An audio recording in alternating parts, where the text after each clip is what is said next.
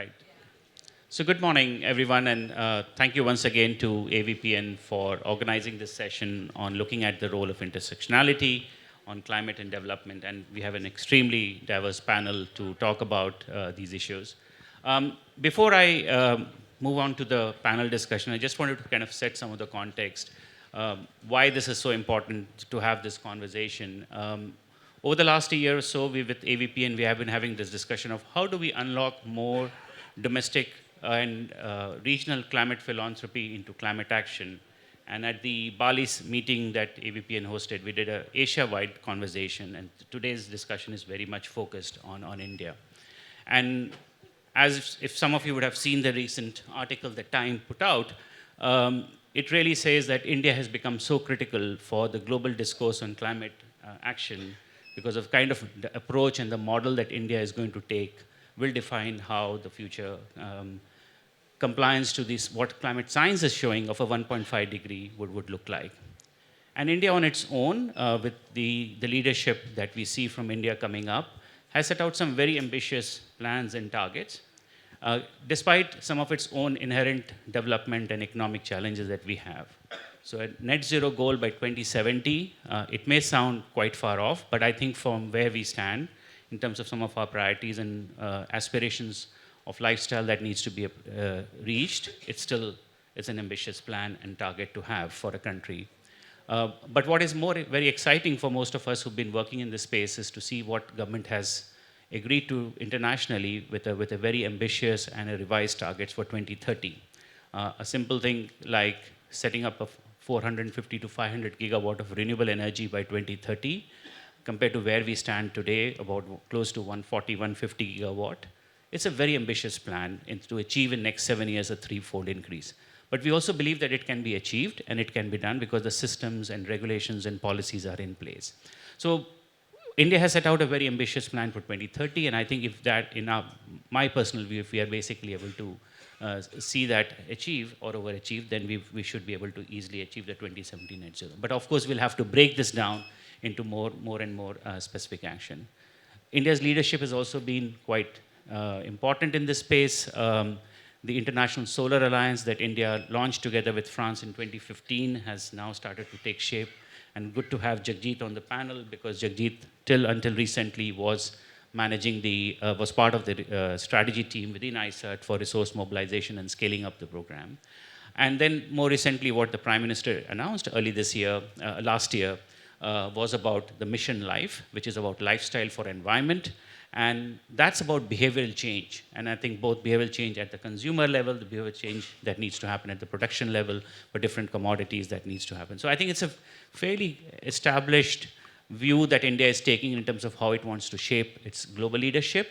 And I think that's where this conversation becomes important, that as the leaders in the space of climate philanthropy or in the space of philanthropy, what role and action can the domestic philanthropies play? And that's why I'm very glad to have Lena Dandekar from Braintree. Matilda is leading some of the work for the in terms of the CSR, and also from Anira to talk about some of the work that Dasra is doing related to the philanthropy. And Jagjit to bring some of the international experience and how is India seen and the role that think tanks need to do and can support the philanthropic action. So, Neera, I wanted to kind of start with you as my first question in the panel. The way we see Dasra's role so far has been an ecosystem builder, right? And you have done engagements and set up initiatives and programs across multiple development sectors. Could you share some of the challenges and opportunity that you see around the intersectionality of climate and development from your perspective and where your interactions have been having with the philanthropies? Sure. No, thanks, Shirish. And I see so many familiar faces here. I'm wondering what can I say that you probably don't already know either about Dasra or climate. But I thought, let me just start with this. Close your eyes for a second. And you have to keep me on time, huh? Because we only have 3 minutes. So close your eyes. I can see you, yes. What's the first thing that comes to your mind when you think about climate change? What's the first thing that comes to your mind when you think about climate change? Oh, very participatory. Thank you. Okay. silently for a second. Okay, now, open your eyes. So she says weather. Anything else? You can shout it out. Pollution. My kids. Your kids. Women. Melting glaciers. Deforestation, water waste. Farmers. Health issues. So, thank you, mangroves. Okay, thank you. The challenge we've had in trying to build a climate agenda is everybody comes at this from a different point of view. And what we're seeing at Dasra is that we have to go back to the basics and really shape the intersectionality from the lens that our philanthropists are typically used to entering into philanthropy and the ecosystem. And fortunately or unfortunately, it is coming from a place of making the intersectionality and the connection to climate really come from gender, health, education, livelihoods, and we're really trying for this fifth one around the connection, which seems obvious to many of you, is sort of nature, animals, biodiversity. And with that agenda, we're doing really more of a bottoms up and trying to figure out that connection to climate, we hope will ultimately lead to some of what you're saying, but what the global agenda has really been pushing for, which is really decreasing carbon emissions. So it's kind of changing the narrative is really important for us to some extent, but also making the connection on the ground for civil society. And so all of you might know Dasra, but we've been around 23 years. A big focus for us and why we created Dasra, which means enlightened giving, was really to help civil society organizations grow and institutionalize. And if we invested in them, then they would grow and their impact will grow. And that's really fast forwarded to being able to influence philanthropy and really trying to grow domestic philanthropy because they can take sort of the most risk.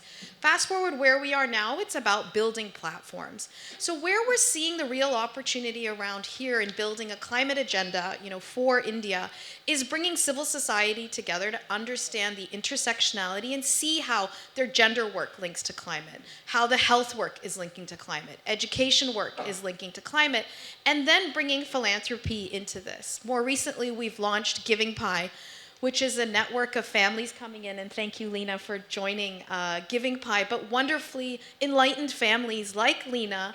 Now we have 155. There are about 30 families who have said they're interested in climate. As a group of families, they're giving about $1.1 billion to India, of which 80% of this cohort are families from India. So there's a real opportunity if we can figure out these pathways and identify these interventions that are actually linked to climate change with more evidence that we see Dasra being able to and encourage all of you to kind of galvanize around this. Do I have one more minute? No. Okay, fine. Okay. Okay, I'll end in a few seconds. And so what I want to leave you with is for us to really unlock philanthropy, Shirish, to your original question, it actually has to work with civil society organizations. And can you yourselves, because I see some of you leaders here, make that connect with evidence to climate, then that will help us make a case to move philanthropy there. Thank you. Thank you so much, Nina, for putting that context very clear.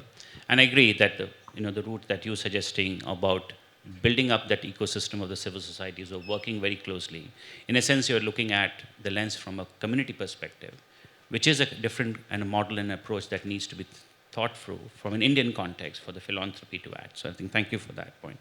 Nina, I wanted to turn to you. Raintree Foundation has been a very catalytic impact in this space, and you're doing some work now on climate action. We've seen some of the work that you've been supporting around natural farming in particular. With the climate conversation growing into the space, which is a lot of discussion happening on development, social, and economic sectors, can you share how you are interpreting climate-related actions within your foundation? Yeah, thank you, Shirish.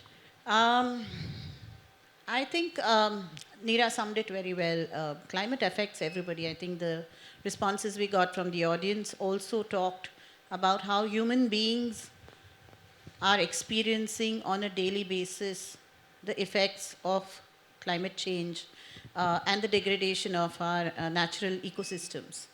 And coming from that, I think the reason why we started Raintree at all is because we could not find a model to support as a grant maker, which would combine, work on communities, but also work on their immediate natural environment. And that is where the genesis of Raintree is. And like the film said before the break, I was looking at it from a community angle, looking at the repercussions on society. In India, we all know that there is mass migration of youth from villages. We have dead villages in some of the areas that we work in, where there's just 4 families whose homes are open and everybody else is out, and they come and open their homes in the summer vacations for a bit and then go back. And so we have everybody moving to the cities at some point. And we all know that all the ecosystem services we pull for the cities is not really resident in our cities. We bring it to us from somewhere else. So we are looking at an entire nation in motion from a community angle. All old, prior social systems breaking down, children not having grandparents, fathers living away, women-led households, women are not, never been trained or groomed to take charge of their households. There is trafficking, there is school dropouts, there are health issues, and all this impacts society as much. And one of the immediate reasons is that in an agrarian society like India, where we have vast variety of ecosystems, I don't think we have any ecosystem missing in India. We have everything, right? And we are degrading them in a manner in which they are not regenerating, in a manner in which our climate patterns are changing, in a manner in which large parts of our country have no water, or the quality of water is poor, so on and so forth. So really, working on climate is a very selfish human need. I wouldn't put it any other way. We have no other home. This is where we are. We don't work on it now. For our future generations, we have nothing that we can promise them. As somebody in my 50s, and a lot of us, 10 years younger and 10 years older, we are in decision-making positions today.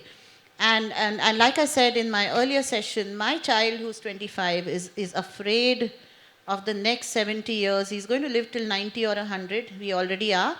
And he has 75 years of life left. And he says, from the time I observed climate patterns from when I was maybe 10, 12, 14, I see no pattern in the last 10 years. And what am I to expect for the next 75 years? It is very real. And, the planet is 1 billion years old. I think all of us need to be patient. Like Neera pointed out, there is intersection elements.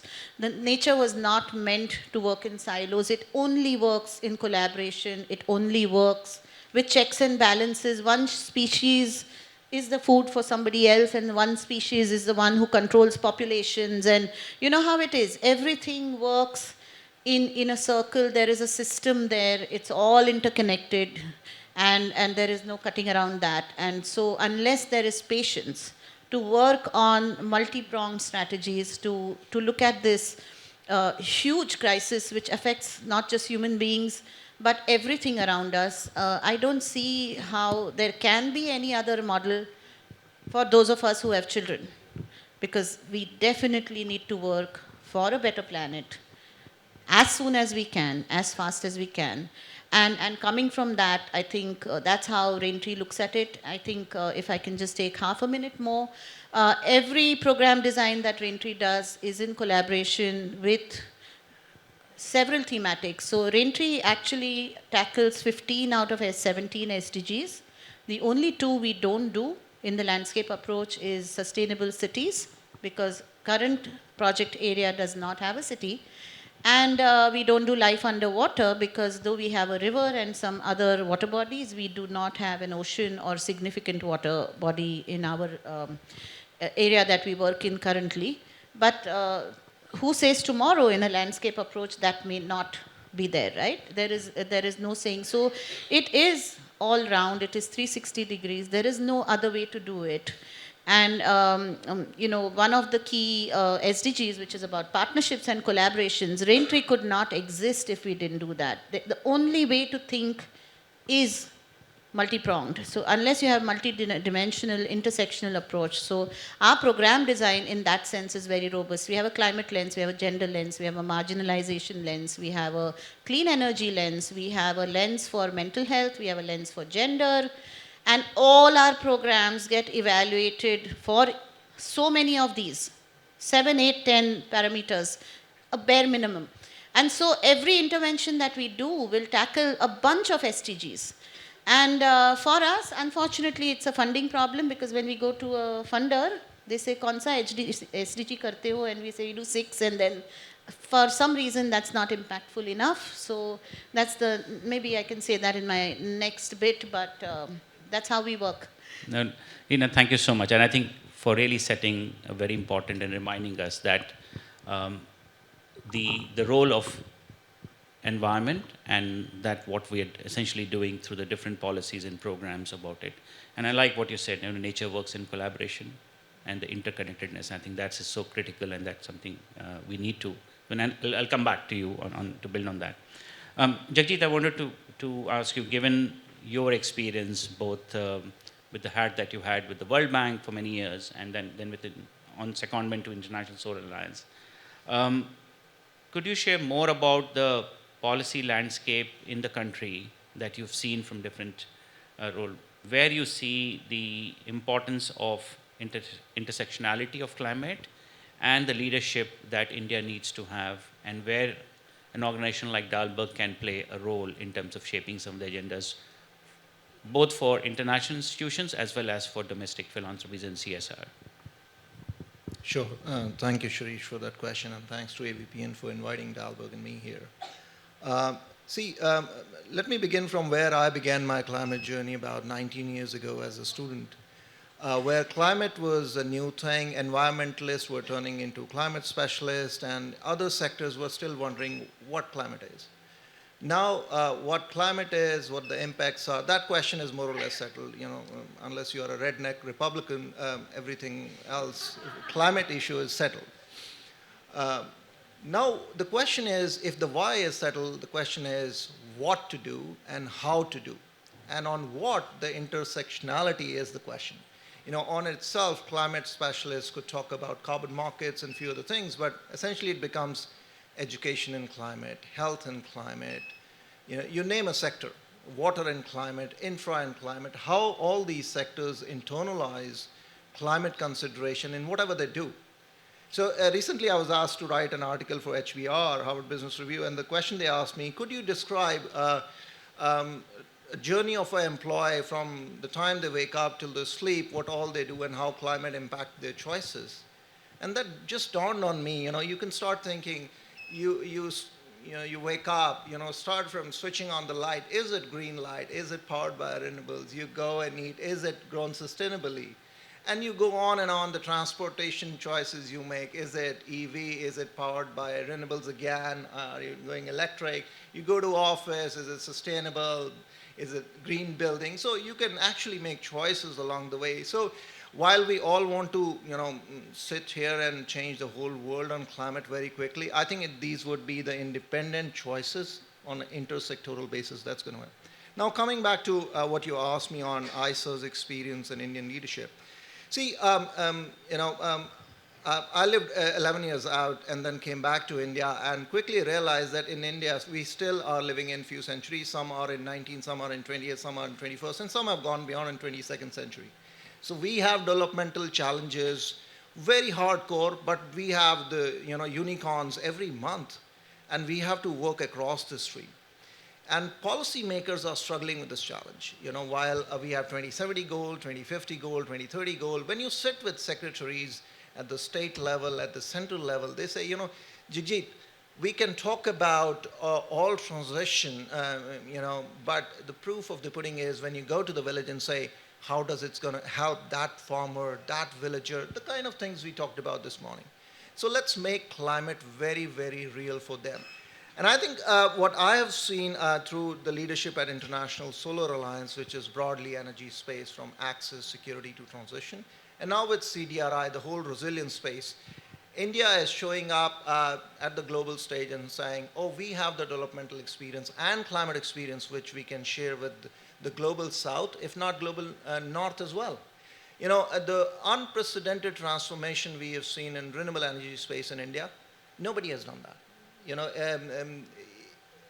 You start from, all developed countries, even that rapid transformation hasn't happened, which is happening here, the scale. So my take-home message is, and then I'll quickly close what Dahlberg wants to do and why I chose to join Dahlberg. I was very happy in the multilateral system. The way I see it, we need to transform the financial sector in India in a big, big way. We have seen strong and quick progress in energy sector. We are trying to green the electricity and electrify all sectors of economy, and now hydrogen has also come in. But on the social side, progress still has to be made. But the back end, what's going to fuel all this transformation is the financial sector. And at Dahlberg, what we are trying to build a climate services platform and looking at financial sector in all its facets, from RBI to SEBI to how funds are raised abroad, domestically, how they're deployed, the blending finance instrument, the risk mitigation capital, how MDBs, UN system, people like you who provide the catalytic money to get things going, at a very, very fast pace, how it all intersects. And at Dahlberg, what we're trying to do is provide a research and policy strategic advice at a consulting pace and at a price points which makes it much more appealing for all kind of stakeholders.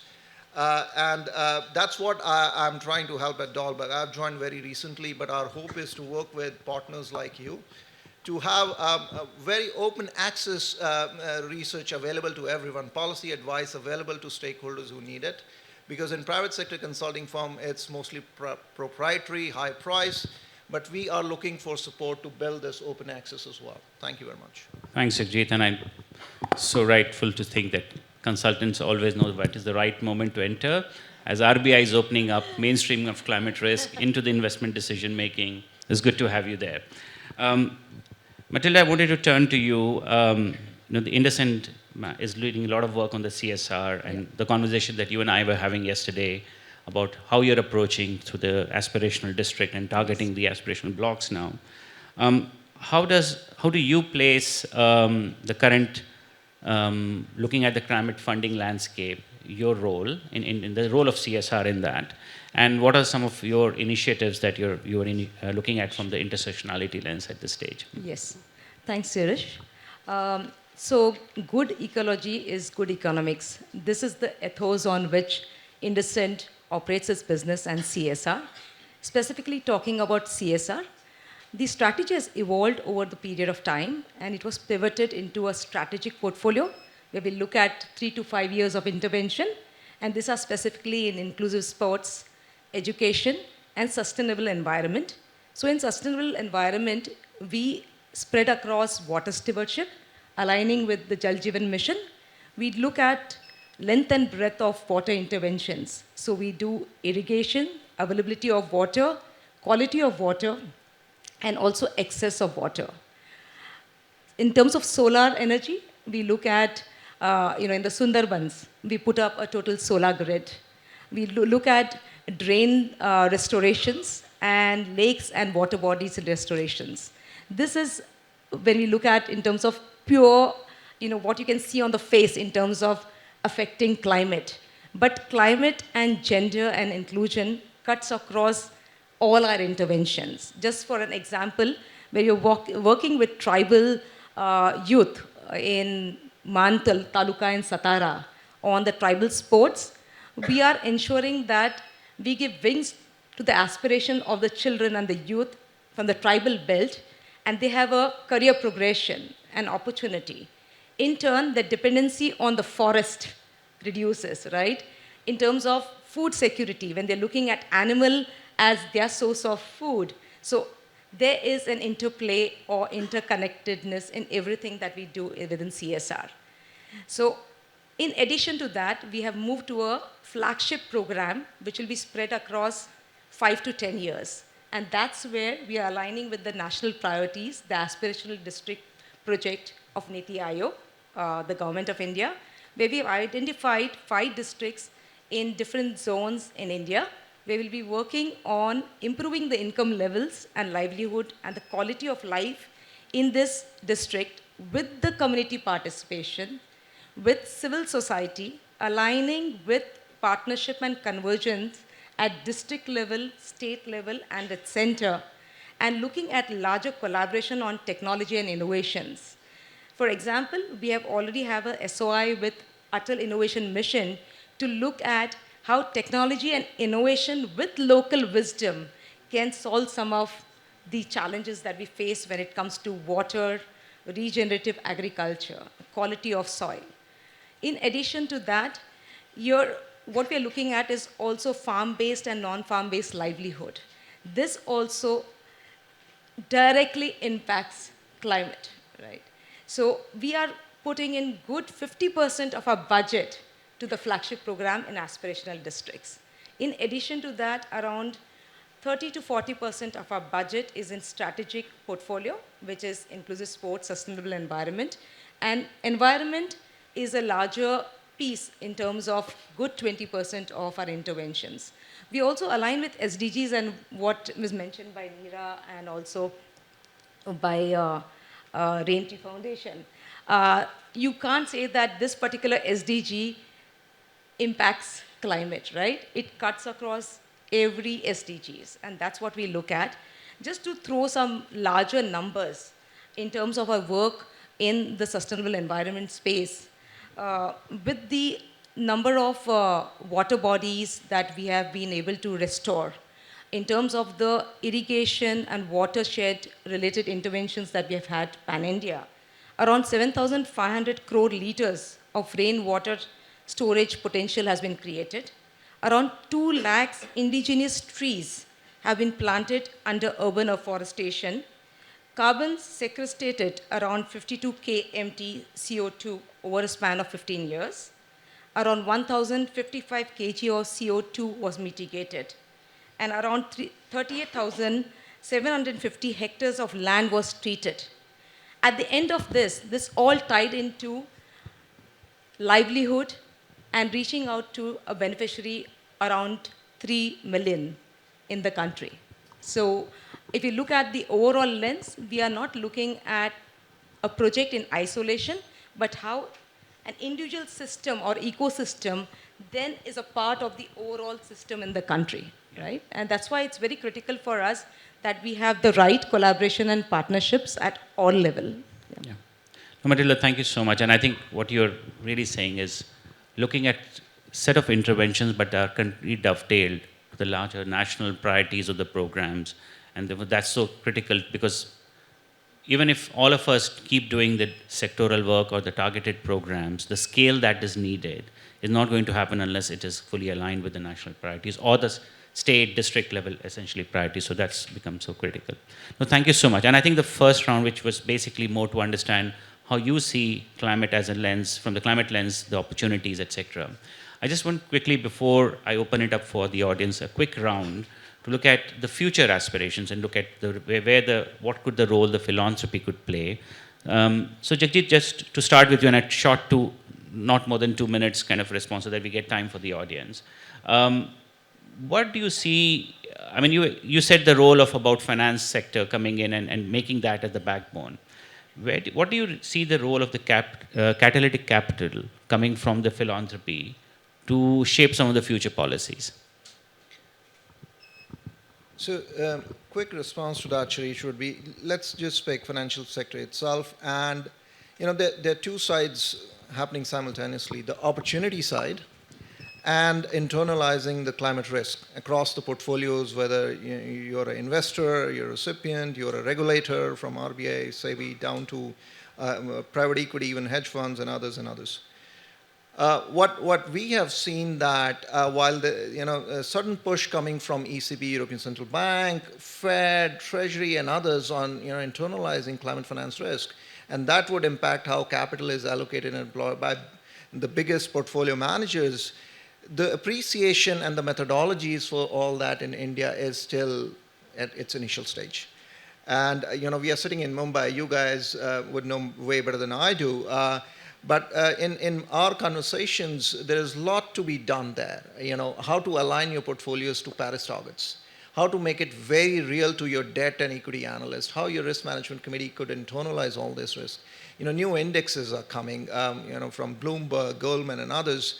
Can we also make them more attuned to realities of larger economies like India?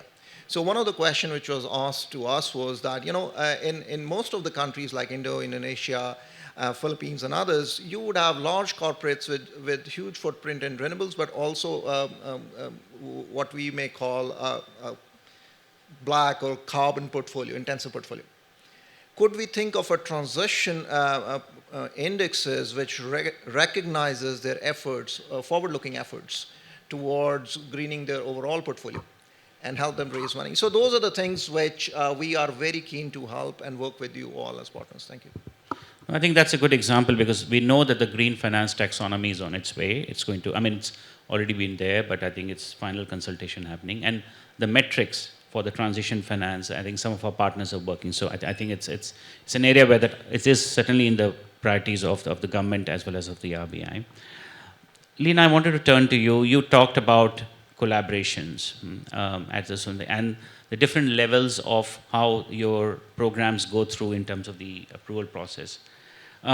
Moving forward, how do you see and foresee some of the collaboration between family foundations and CSR and other funding agencies on climate project to the kind of goals that you talked about, looking at the role of nature and environment being so critical. So what do you see as a future role for around collaboration? Okay, I'm going to take this in two parts. No?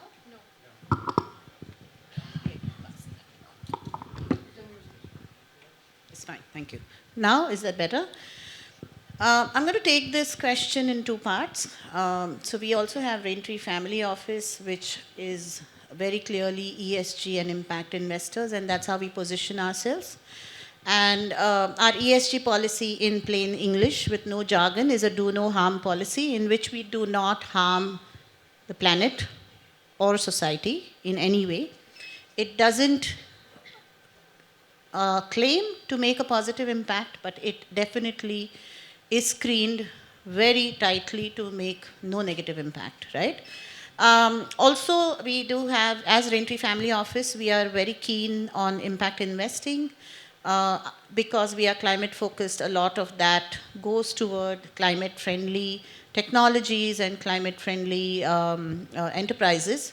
And I think there is, to start with, where there is capital, there are networks, there are family offices, high net worth individuals, wealth managers, advisors, and many methods of green financing coming in. I think the first step for all of us to do is to allocate a significant amount of our capital to make the change that we want to see, because, like I said, we have already late on trying to save our planet. And to that extent, the family office and our family of 3 people has committed 30% of our entire investable corpus to ESG and impact, and will continue growing that as we go along. That's the first part of what we can do. And I think wealth managers, asset managers, there needs to be a lot more education on the fact. I know a lot of them are now advising clients on philanthropic initiatives, but they need to now look at putting aside a good chunk, maybe it's 2%, 5% to start with, of money into climate financing, green financing, anything. There's so many new instruments coming in. The whole world is working on the financing mechanisms. In the next 5 years, we'll have a gamut of products to choose from. But the mindset change needs to start today. So that's part one of my answer. Part two of my answer as a philanthropist is I run a grassroots organization where we represent the voices. As Raintree, we are a catalytic philanthropy. So we are not traditional grant makers. We don't spread our money everywhere and try and get things done. What we try and do is facilitate the community's aspirations of development. However, in a landscape model, there are voices that you can't hear. You can hear the community's voices, you can hear the voices of influencers, you can hear voices of farmers through farmer groups and women through SHGs and so on and so forth. But there are voices which will never get heard. And what Raintree does is collect data on those voices and amplify them, because they are all part of the ecosystem. So for example, for the marginalized, we've run special surveys to find out disability, to find out landless, to find out widows, to find out mental health. We've done specialized surveys, specially spent money, time, effort building these surveys to get their voice to us so that we can work on it. That's so far as the community goes. But if you look at the landscape, then we have run extensive surveying on biodiversity, on hydrogeological features, on aquifer mapping, on air quality, collected wisdom from the community on their water sources, vegetation, plant life, animal life, so on and so forth. Now that voice of nature, which we don't hear in the development sector, that's the voice Raintree speaks for. And that is the voice I would like to amplify. Now, I think I would probably like to ask Neera to help us here, and Edelgive and the India Climate Collaborative, AVPN, all you collaboratives, you need to give these perspectives a voice, because all of us are so busy hearing one human being talking to another human being that we forget that we are just one part of this ecosystem. And there are many, many, many other voices we can hear if we choose to. Yeah. And that's where I think I would like the change in terms of collaboration, that all these collaborations come together to hear new perspectives, to do some, get funders with some risk appetite, who believe in the mission. I think we all need to think out of the box. We need to think, multi-pronged, multifaceted thinking, interdisciplinary, intersectionality, but we also need risk capital in philanthropy for climate in India. And I think that is the need of the hour. And I would really do a call for action here for all agencies, whether it's a consultancy like Dalberg or Dasra or any of you who are able to put together even 10 people in a room who are willing to hear a new perspective, please do it. It's going to start one conversation at a time. Yeah. And I'm happy to help and do my part, and Raintree is happy to help in terms of our team and our projects to showcase some of these perspectives as a grassroots movement. All right. Leena, thank you so much. And I think you made a very clear call for action of amplifying the voices of those which are more vulnerable and using the platforms and networks. Certainly something we take it. Matilda, to you, I mean, given the role that you have and a very short response, because I'm getting now signals to wrap up the session, and I do want to open for a couple of questions. Do you see, with this commitments coming from the government now, both at the national level, we'll see more of philanthropies and CSR coming to take action on climate agenda? Yes, definitely. Currently, it's 1.2% of the overall funding which is coming from CSR or philanthropy. Obviously, it has multiplier impact because it comes in terms of research, and there are different levers which are coming in, right? But purely when we look at CSR, the law and the regulation is a little bit restricted, where it's talking about, annualized spending. So how do we ensure that there's a very strong strategy within the organization and the sponsors within the organization which supports long-term investment in social good? We'll also have to look at how philanthropic capital basically complements CSR when it comes to risk participation. So CSR can come in terms of a structuring where they can come upfront as outcome payers, but if there's any risk which is there, it is then borne by philanthropic capital. So we are open to structures like this. We recently, not in the climate space, but in the education space, we concluded a development impact bond, pay for outcomes. It was a reverse dip, and which had 4x results. So partnership at various levels, where it is with the government in terms of convergence that we get in the government schemes, plus looking at technological partnerships, and also then looking at partnership for collaboration. Just take a second more here. Uh, when you look at the perspective plan of a district of Osmanabad, you will talk about 1,200 crores that you would require there. And IndusInd Bank would be putting close to 50% of their budget, right? And close to 50 crores in the next 5 years. But that is not enough. Yeah. When you look at the conversion and how the schemes apply, you get a 1:5 convergence. But there is a huge gap. So how do we collaborate with, bilateral organizations who are working in the space of climate, in the space of wash and water there, corporates who are aligned. So you get in not only CSR funding, you get technology, digital access, various other strengths that corporates can come in. So overall, there's big scopes for collaboration. Thanks. No, I completely agree. And I think there is opportunity for climate sector also to learn from what has been. And I have colleagues in the room who have worked on the development impact bond and the education, and it's been quite a successful.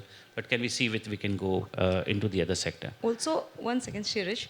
The challenge which CSR faces is that there's no repository or knowledge center, right? Because we just concluded the AVPN Climate Pathfinder program, and I had my other colleagues and peers from the development sector, the CSR and philanthropists.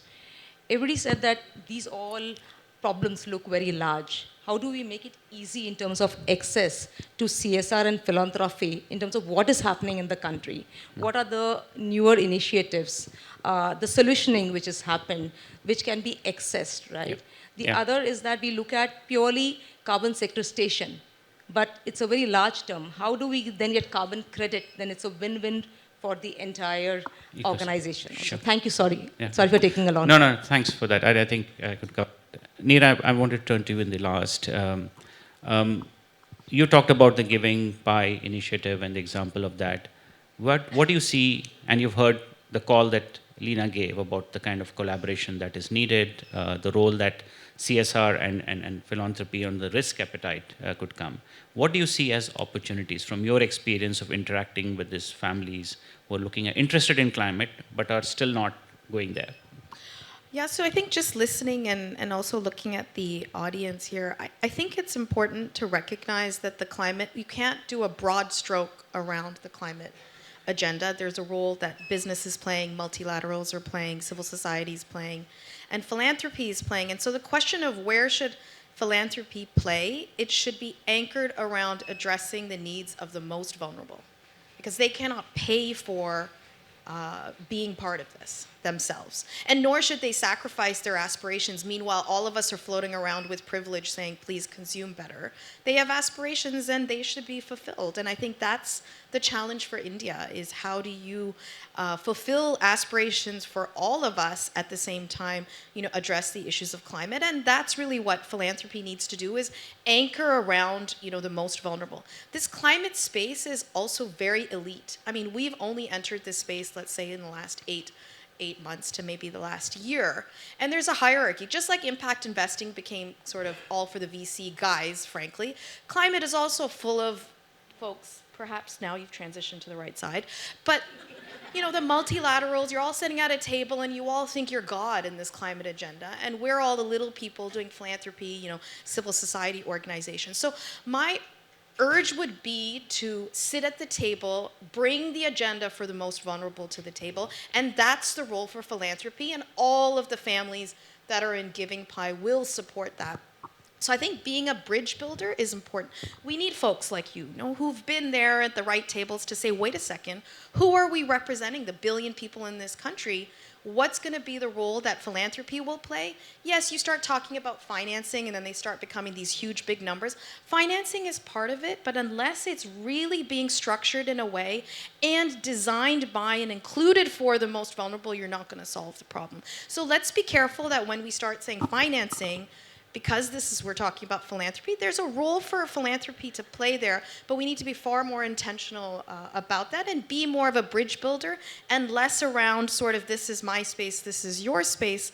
And it's going to take a lot of us with privilege, right, who have been exposed and been in different places to actually build those bridges. So I just wanted to end on two things. One is we are building an alliance with Rain Matter, which sounds like Rain Tree, but Rain Matter and the Kamath brothers that have put a significant amount into climate to build a platform with civil society organizations that can collectively engage with the other side, if one can call it, whether it's multilaterals or whether it's the government or whether it's other kind of funders. And lastly, also think about cities as a unit level of change, right? So COP27, everybody jumped up and down, wow, damage and loss, damage and loss.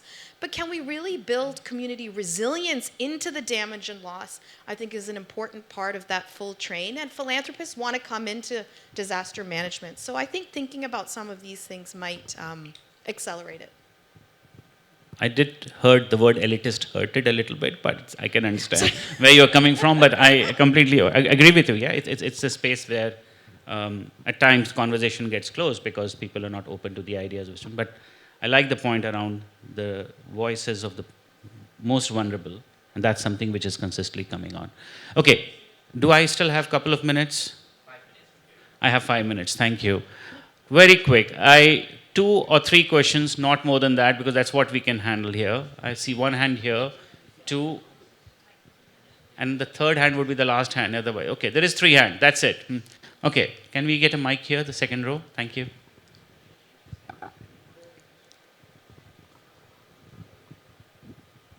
Thank you. I'm Satyabama. I'm heading East West Seed Knowledge Transfer Foundation in India. So we are a corporate foundation.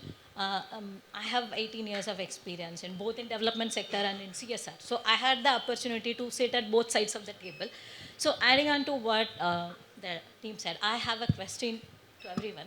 It's like, see, there are a lot of opportunities in terms of impact investing, climate financing, green financing. Yeah, so that is where we are heading to. So most of the organizations, civil society organizations working in the sector, the capacity needs to be built. If you see the market, there are only 3 to 4% of professionals available who are having the capacity in the green sector. So as how do we address this huge gap of capacities? Because people who sit at the decision making levels, they are the people who needs to like kind of understand the sector so that it can be accessed. So Great. how do we do Okay. this? Yeah. So it's a question on capacity gap. Okay. There was a second hand towards the back. Though I know you have a microphone. I'll come to you. Can you go there? Thanks. I'm Prerna and I represent Aga Khan Agency for Habitat. We work on climate action. Thanks, Neera, for bringing up the point on cities. So, if I would like to get views about, philanthropy and CSR directed to cities from a climate risk resilience perspective, because I'm not seeing too much about it. So, what would be the next step? Would love to hear more. Thank you. Very specific. Come here. I'm Joseph Mani. I'm a director at Phoenix Investments and basically an iBank like Jagjit. My question, of course, is to Mr. Jagjit and Neera in particular. The government has been doing quite a lot with this CSR under the name CSR. A percentage of our profits is denoted, demarcated for the use. The question which is troubling me and asking me is that enough, that 2% figure, number one?